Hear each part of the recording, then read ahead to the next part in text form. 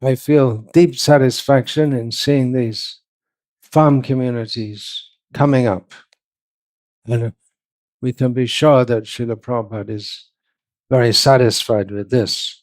At the same time, I have one great dissatisfaction about our farm communities. Why only a few small communities?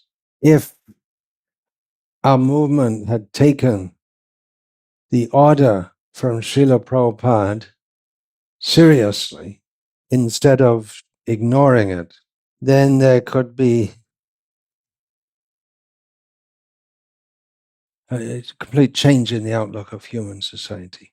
Srila Prabhupada said that book distribution and farms, these are our two solid programs. If these are pushed on with sincerity and determination, the whole face of the animal civilization will change. Our movement, we're always busy trying to find out new ways to preach. But Srila Prabhupada already gave us the formula.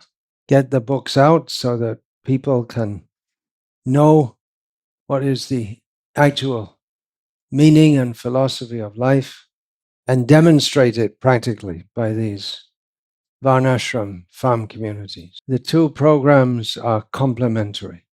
People who are interested in this philosophy want to see how it can be practically enacted. Many people are coming daily here to Kurmagrama, not to see how the philosophy is being practically enacted. Most of them don't come because they read the books and then think, well, what's the practical enactment? But they're surprised to hear that in this modern age, people are choosing to live so simply. And out of interest or curiosity, they come. And they're surprised to see that people are living happily without modern amenities.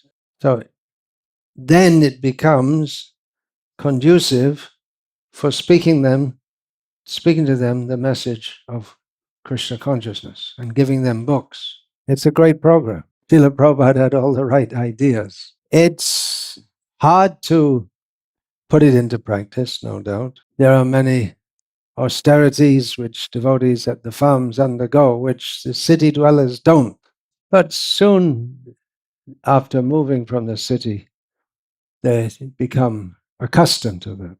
And the children growing up here, they don't know any difference. They don't feel deprived because they don't have air conditioners and cell phones. There's always difficulty, either in the city or the village. But the city life makes life more difficult while making all facilities for living comfortably. They completely mess up the minds of people so that people are completely disturbed 24 hours a day. Even they can't sleep peacefully. And they're so used to being disturbed, they think that if they make the mind more disturbed, that is happiness. By taking some intoxication, indulging in illicit sex or any sex, they have to look at their phone constantly. They have to have a new disturbance for their mind all the time. For many devotees joining our farms, the biggest difficulty is not the heat and the cold and the rain and the mosquito. It's social pressure. Their family members will say, "What are you doing? We sacrifice so much to give you a good education so you could be like us with a respectable position in society and full of anxiety. If you're not full of anxiety, there's something wrong with you." And they'll pressurize in so many ways. They'll say, you have to follow your parents. They're citing Dharma. But if you want to live a life completely dedicated to Dharma, they'll oppose it. Not in all cases, but in many cases. And they'll say, how can you subject your children to this life? It's child abuse to not let them have phones. They'll criticize in so many ways, especially on these gender roles. For as long as we know, Bharatiya civilization or any civilization, there's separation between men and women. The modern idea is you should bring them together as much as possible, which causes so many problems. We learn from Shastra, and we can see also that the excess mixing of men and women leads to disaster, individually and societally.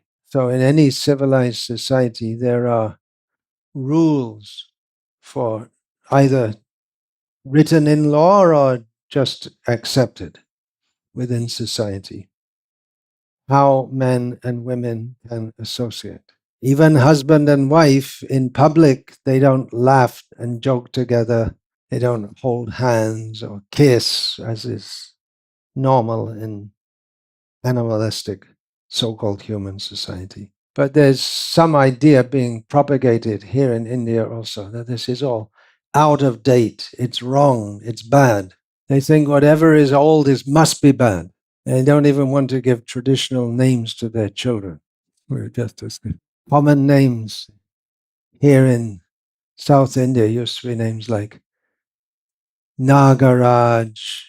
Now it's they make up some funny name and it has no meaning and just give it. Nagarjuna is a common name in the Telugu region, the name of Shiva deity. Arjuna means white.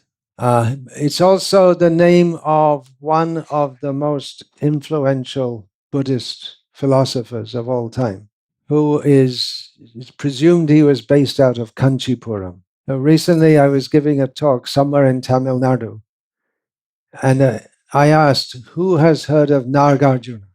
Thinking that no one would know, to make the point that they don't even know their own cultural, historical background. But several hands went up immediately. I was surprised. And they told me he's a famous, yeah, he already said, famous Telugu cinema idiot. Film star means they jump around on the stage to entertain people with all nonsense. And people practically worship them. If you worship Krishna, they'll object, but they're film star. So here in our farm communities, we're practicing institutionalized child abuse. These poor children are growing up, and by the age of 18, they've never been to see a movie.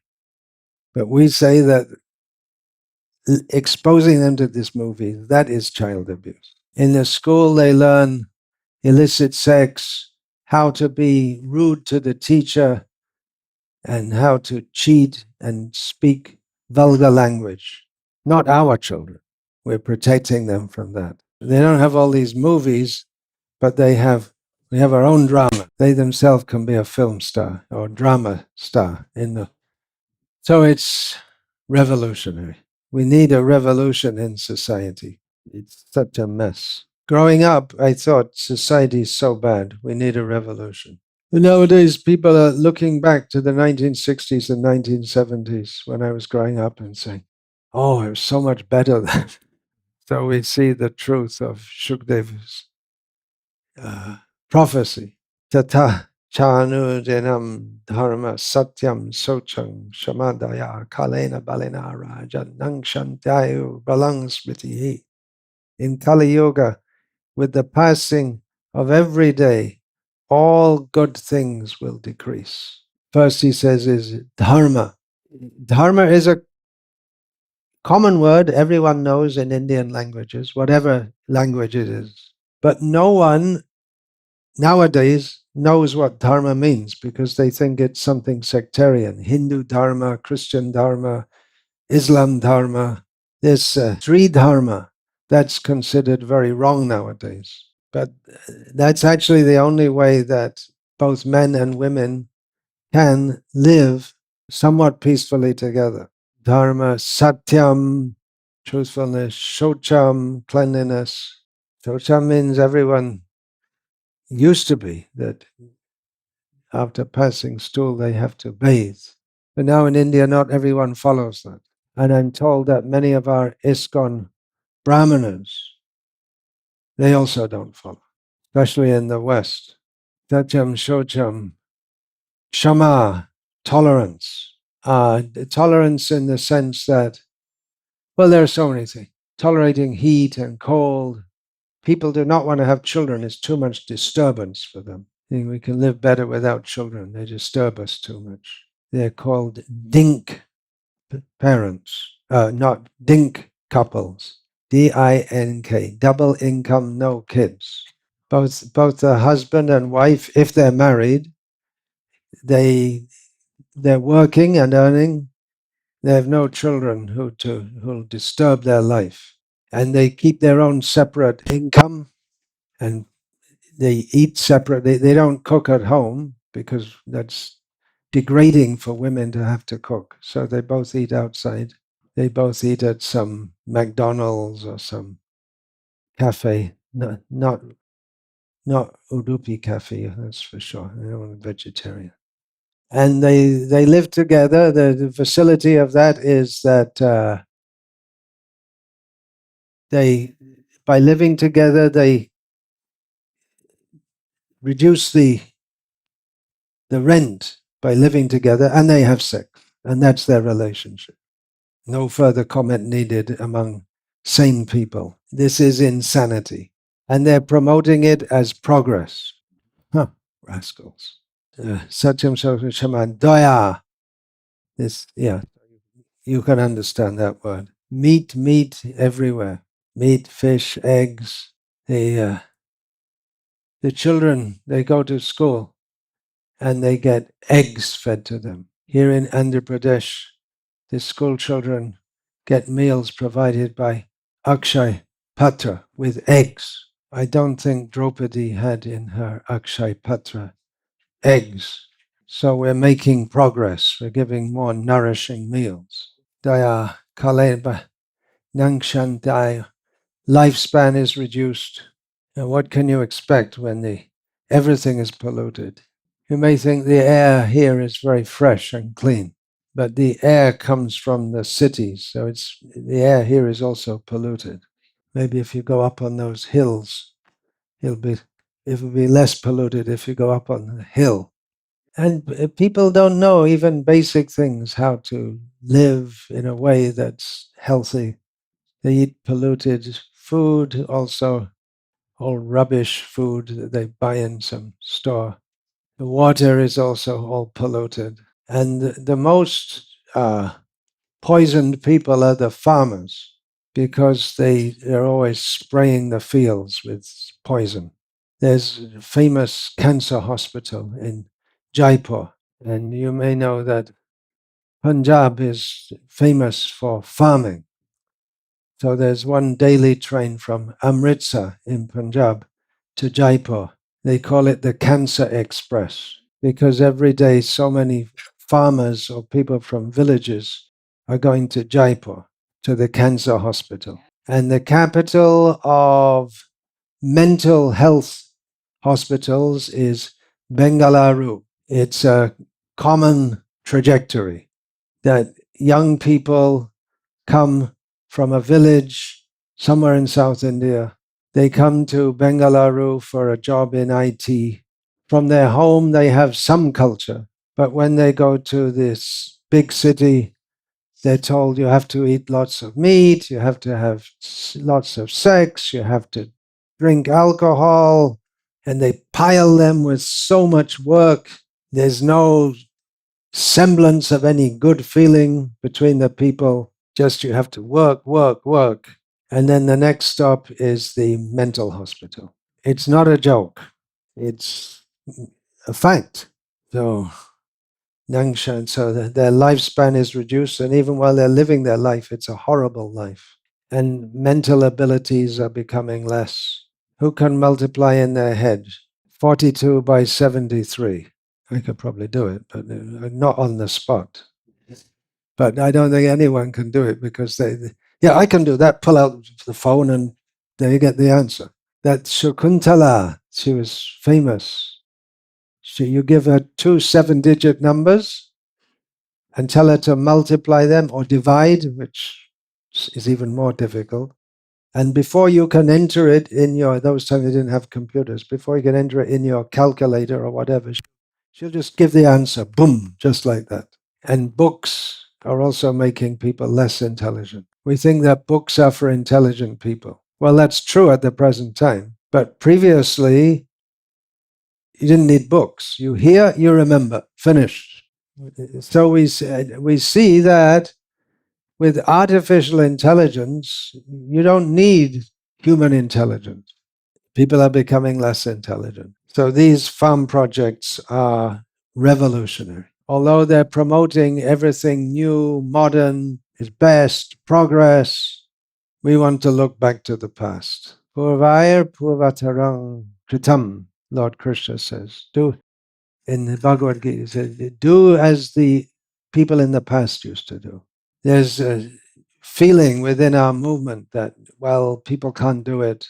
It's only for a few fanatics. Only Bhakti-Vikas Swami, Bhakti Raga Swami, Shivaram Swami are doing it. So we have to be more practical, and most people can't do it. So we preach like that, well, most people can't do it, and then they believe it. But if we preach that most people can do it, then they believe it. They preach that you can't do it, and then when someone tries to do it, naturally at first they'll find it difficult, and then others will say, see, you can't do it. So they say, see, only very few devotees can do this. But if we were preaching as a movement, as Prabhupada wanted, that not everyone, but this should be the standard for most grihastas, is to live simply, depend on Krishna, then we'd have thousands and thousands, lakhs of devotees living on these farms, and it would be the normal thing to do. But now it looks like you're some kind of strange creature from outer space if you join farm community.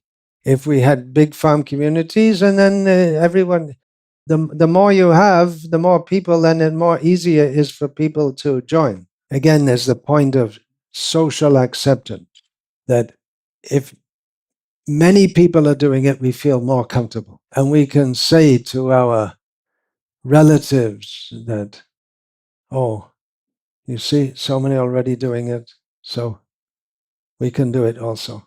In Srila Prabhupada's vision, these projects are not meant only for devotees. We should invite all kinds of people to come. The central community should be committed devotees. But others can do some work, and they'll be provided with housing, clothing, shelter. They have to follow some rules, but they can also be devotees. Naturally, they'll become at some level devotees. Because if there's no electricity, what do you do after dark? What did people in India in the villages used to do before there was electricity?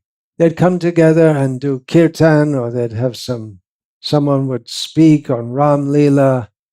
So that's the entertainment. So there's great scope, tremendous scope for increasing these communities more and more. And you are all pioneers. So when you're back home, back to Godhead, the people down here will be saying, oh, there's such great devotees. They started this all off. Kirtir yasya sajivati, one who is famed, lives on even after their death. There are many challenges, no doubt. There will continue to be challenges of all kinds. That is the nature of the material world. But if we accept challenges and difficulties in Krishna's service, that is glorious, and Krishna will be pleased. Hanuman is chanting Ram Nam, but he became famous not for chanting Ram Nam. He became famous taking all challenges and difficulties in Rama's service. So we're not interested in becoming famous, but the point is that if we take difficulties in Krishna's service, Krishna will be pleased with us. But actually, the difficulties that you face in this village life is much less than people face in the city life. And you can practically experience that. So thank you so much for dedicating like this. I can feel at least there's something that I can offer to Srila Prabhupada. I'm writing books also. But the books, that's for giving some idea, but the practical enactment has to be there also. So thank you again. Any question? You have a question. I'm looking for question from those who are visiting from outside. The one who is physically weak, how can they live in farm community and how can they do some service? Say in Telugu. Yeah, that is one of the challenges. Farm communities doesn't mean only farming. There are many services to do. It does help to have a healthy body. You had a question? What was that? Comment. Comment. There is an ISKCON edition of Akshay Patra. It's called Annamrita. Oh. There also they have to distribute these eggs. They're also doing eggs? Yes, they do with a third party. Oh, really? Yes.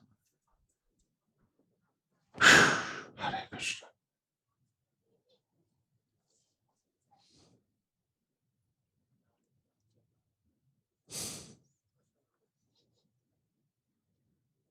Hare Krishna. One question I have. How far we came away from Srila Prabhupada's desires.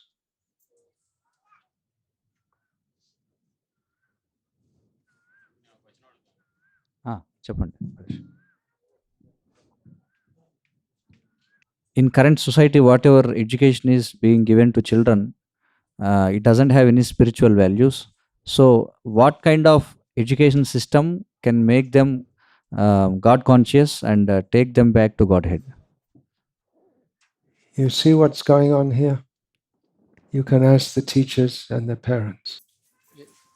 There are some questions. We want to ask some. Any more questions? Yes. Okay.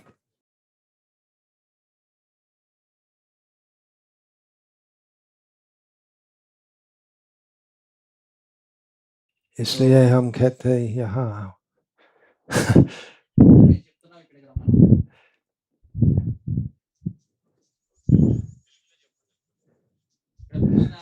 So Prabhupada gave this mission of establishing Varnashrama, and he said that it is 50% remaining. So Guru Maharaj, you are preaching about that, and we are devotees and we have so many children, but we are putting our children because there is no other alternative. We are sending them to school and college, and then when they come out, they will go to factory and they work there. So what is the point? We are not able to put it into practice. Well, that's what we're saying. Put it into practice. Not everyone is going to join the farm, and it is possible to practice Krishna consciousness in the city. But here the atmosphere is favorable for cultivating devotional service. And in the materialistic society, it's unfavorable. Pratikula. It may be difficult to extricate yourself from that situation. So we'll finish. One question. You have a question. Maharaj, you are Actually, speaking. this could be a huge discussion. You are speaking about DINK, double income and no kids. But I see in ISKCON also there is some scenario like where devotees they get married, but they decide not to have kids so that they can practice more deeply devotional service. There is some trend going on like that. Then why bother marrying at all? It's even more favorable to not marry it. If you want to dedicate full time, then why get married? Only so you can have contraceptive sex. I remember one of my godbrothers telling me that this was from 1975, I guess, that Srila Prabhupada saw him. He'd been married for 2 or 3 years and asked him, why don't you have children? And there are so many in the heavenly planets wanting to come down and be devotees. Anyway, 90% of what I said in this talk will be vociferously opposed by many devotees in ISKCON today. Or they'll say yes, yes, and just ignore it. If the oil prices get out of control, as there's some sign of that, then life in the cities will become very difficult. Or it may be that AI throws people out of jobs. So at that time, there may be more interest in farm community. Just like during the COVID time, devotees say, oh, we need to have our farms. And COVID finished and talk of farms finished also. Devotees in the cities are working so hard to make devotees. But if we make these communities, people will come to us. Not that city preaching should stop. Okay. Books? All right. Okay, I'll finish that. Hare Krishna. Vancha kalpatarubhyascha kripa sindhavavich. Patitanam bhavanebhyo Vaishnava.